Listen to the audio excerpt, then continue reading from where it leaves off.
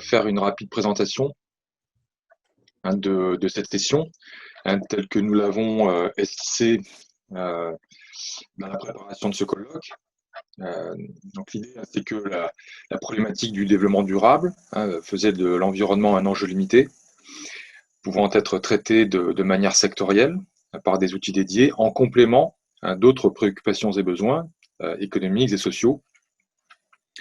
Le problème a changé d'intensité et de nature à mesure que les diagnostics scientifiques se sont faits plus inquiétants, à mesure surtout qu'il s'est mué en interrogation large quant à l'impact de l'agir anthropique sur des processus biophysiques d'ampleur planétaire, susceptibles d'affecter en retour le cours des affaires humaines. Donc cette session explore la manière dont l'irruption du vivant, en raison de son caractère fondamentalement dynamique et circulant, bouscule le fonctionnement des institutions et revivifie la question des communs. Parce qu'il concerne de facto l'humanité entière, climat, biodiversité, océans, santé sont régulièrement élevés au rang de biens communs mondiaux.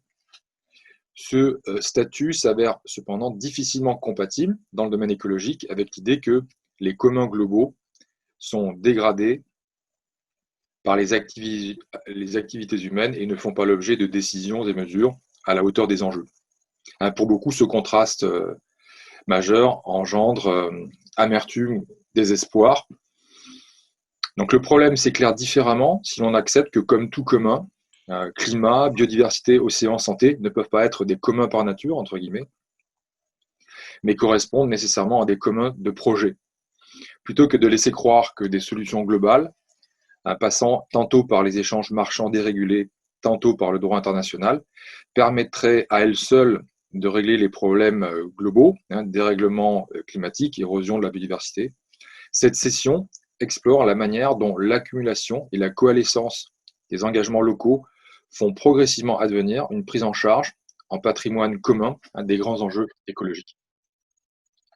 Donc pour cette session, nous aurons 4 interventions. Celle d'Hugo Mattei, qui porte sur la question des stratégies juridiques et politiques dans l'élaboration des institutions des communs. L'intervention d'Alain Carsanti, qui concerne les instruments économiques et dont il se demande s'ils peuvent favoriser l'engagement local en faveur des communs globaux.